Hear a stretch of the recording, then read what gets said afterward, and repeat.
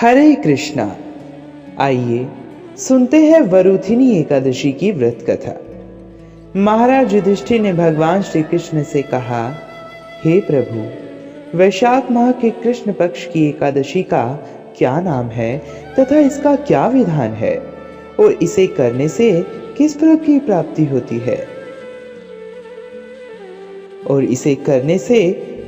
की प्राप्ति होती है सो कृपा पूर्वक विस्तार से बताएं। भगवान श्री कृष्ण ने कहा, हे राजन, वैशाख माह के कृष्ण पक्ष की एकादशी का नाम वरुथिनी एकादशी है। यह सौभाग्य प्रदान करने वाली है। इसका उपवास करने से प्राणी के समस्त पाप नष्ट हो जाते हैं। वरुथिनी एकादशी के प्रभाव से ही राजा मांधाता को स्वर्ग की प्राप्ति हुई थी। इसी प्रकार धुंधु कुमार आदि भी स्वर्ग को गए थे। वरुथिनी एकादशी के उपवास का फल 10 सहस्त्र वर्ष तपस्या करने के फल के समान है। कुरुक्षेत्र में सूर्य ग्रहण के समय जो फल एक बार स्वर्ण दान करने से प्राप्त होता है, वही फल वरुथिनी एकादशी का उपवास करने से प्राप्त हो जाता है।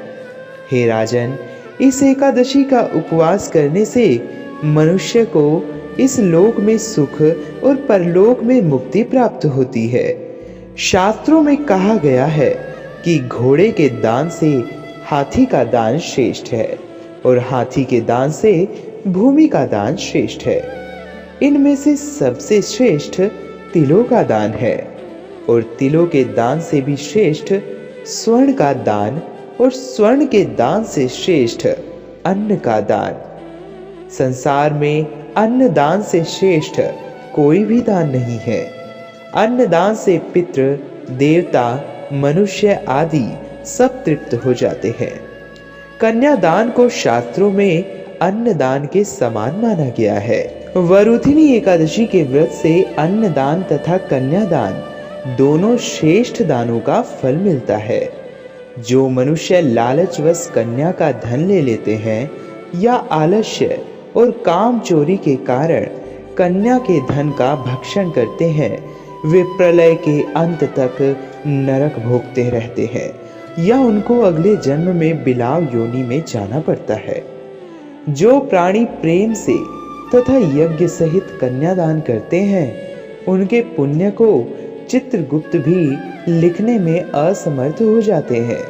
जो प्राणी इस वरुथिनी एकादशी का उपवास करते हैं, उन्हें कन्यादान का फल प्राप्त होता है। तो ये थी वरुथिनी एकादशी की व्रत कथा। हम सबको एकादशी का व्रत करना चाहिए और भगवान से प्रार्थना करनी चाहिए कि वो हमें अपनी भक्ति प्रदान करे। हरे कृष्ण।